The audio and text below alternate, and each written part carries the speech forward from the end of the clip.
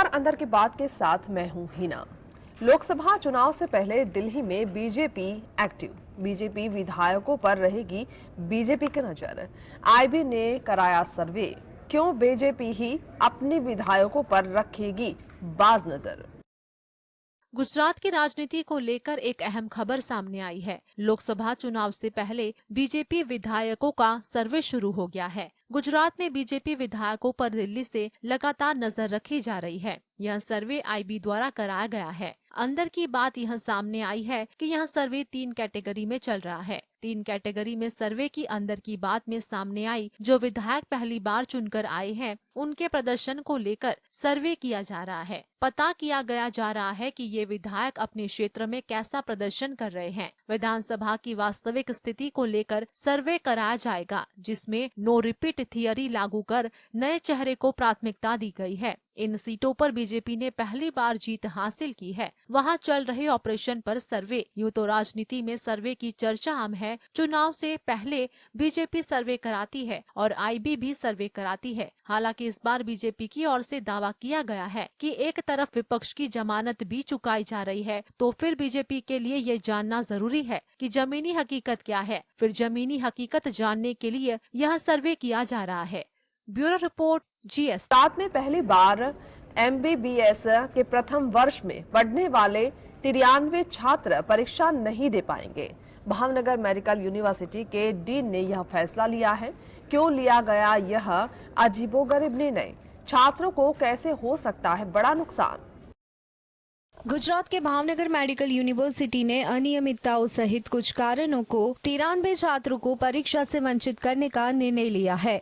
ये छात्र परीक्षा नहीं दे सकते। मेडिकल कॉलेज की डीन द्वारा MBBS छात्रों के खिलाफ सख्त कार्रवाई की गई है। राज्य में पहली बार 93 MBBS छात्रों को एक साथ परीक्षा से रोका गया है। ત્યારે 3 વિષયો જે ફર્સ્ટ MBBSના છે એમના વિભાગોમાંથી હાજરી આવેલી છે અને હાજરી જે ધારાધોરણ કરતાં ઓછી છે અને ધારાધોરણ કરતાં હાજરી ઓછી હોય તો તેઓ પરીક્ષા આપી શકે નહીં. એટલે એક તો હાજરીનું કારણ છે એમને ડિટેન કરવાનું, અને બીજું કારણ છે એમના બોન્ડ. એ લોકોનું જ્યારે એડમિશન થાય ત્યારે એમણે 1 મહિનાની અંદર બોન્ડ સબમિટ કરવું પડે. એ બોન્ડ એ લોકો ફર્સ્ટ MBBSની પરીક્ષા આવે ત્યાં સુધી સબમિટ નથી કરતા. उपस्थिति में अनियमितता और बांड जमा नहीं करने पर डीन ने परीक्षा में शामिल होने का आदेश दिया है।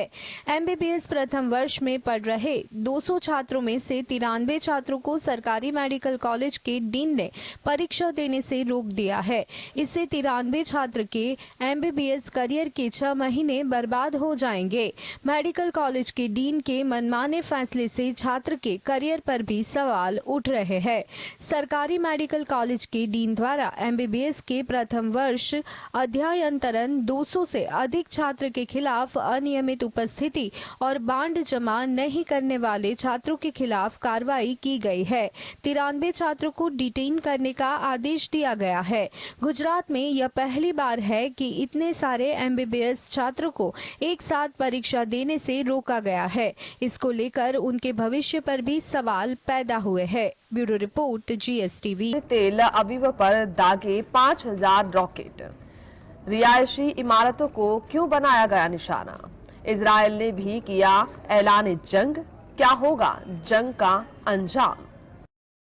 गाजा पट्टी में हमास के आतंकवादियों ने इजराइल की ओर दर्जनों रॉकेट दागे हैं, जिससे युद्ध की स्थिति बन गई है। आतंकियों ने इजराइल पर दावा बोल दिया है, जिसकी पुष्टि इजराइल के अधिकारियों ने की है। हमास के आतंकवादियों की तरफ से हुए हमले में एक व्यक्ति की मौत हुई, जबकि 3 लोग घायल हो गए। हमास ने इस हमले की जिम्मेदारी ली है। जवाबी कार्रवाई में इजरायली सेना ने भी गाजा पट्टी में हवाई हमले किए। दरअसल इस इलाके में ये संघर्ष कम से कम 100 साल से चल रहा है।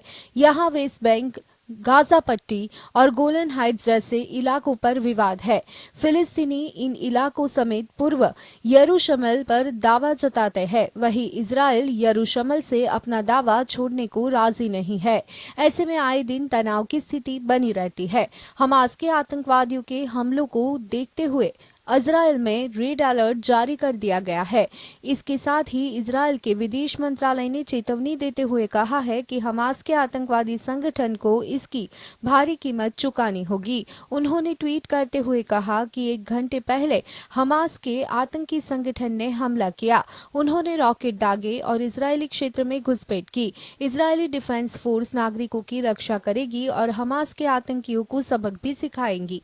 Bureau report, GSTV। बीजेपी ने राहुल गांधी का जारी किया विवादित पोस्टर। दिल्ली की सियासत में कैसे मचा बवाल। पोस्टर को लेकर कांग्रेस में इतना रोष है कि दिल्ली के अलग अलग जिलों और जगहों से भारी संख्या में कांग्रेस के युवा कार्यकर्ता, महिला कार्यकर्ता और वरिष्ठ कार्यकर्ता विरोध प्रदर्शन में शामिल हुए। क्या है मामला?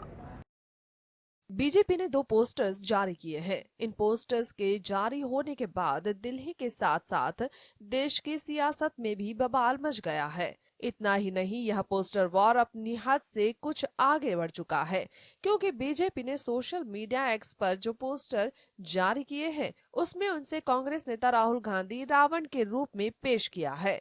वही बीजेपी के पोस्टर जारी करने के बाद दिल्ली कांग्रेस प्रदेश अध्यक्ष अरविंदर सिंह लवली के नेतृत्व में DDU मार्ग स्थित बीजेपी मुख्यालय पर सैकड़ों की संख्या में नेताओं और कार्यकर्ताओं ने इसके खिलाफ जमकर विरोध प्रदर्शन किया। इसी बीच बीजेपी ने हाल रिलीज फिल्म फुकरे 3 पर आधारित हम है गारंटी से मुकरे पोस्टर जारी कर दिया, जिसमें प्रियंका गांधी, राहुल गांधी, CM अरविंद केजरीवाल और मुख्यमंत्री भगवंत मान समेत अन्य की तस्वीर को शामिल किया गया है।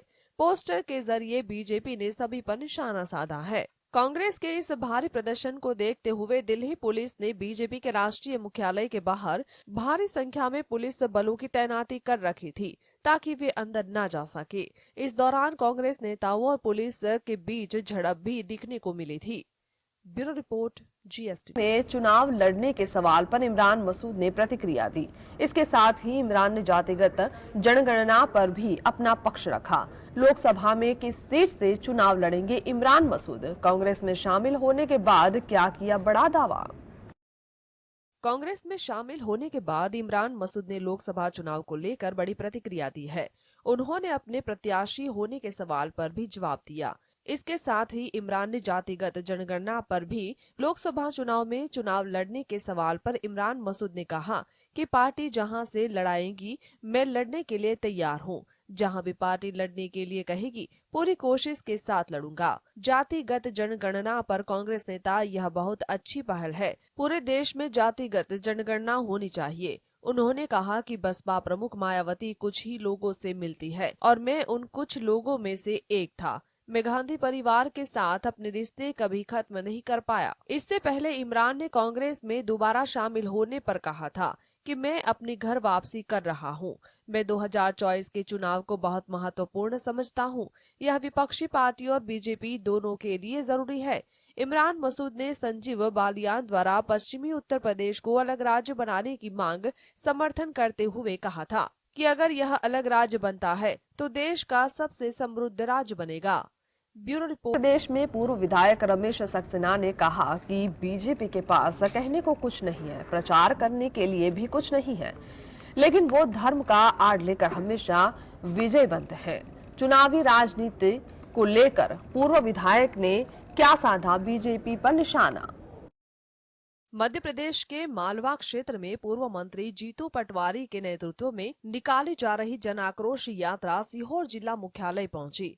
जनसभा को 4 बार के पूर्व विधायक रमेश सक्सेना ने संबोधित करते हुए धर्म की परिभाषा बताई।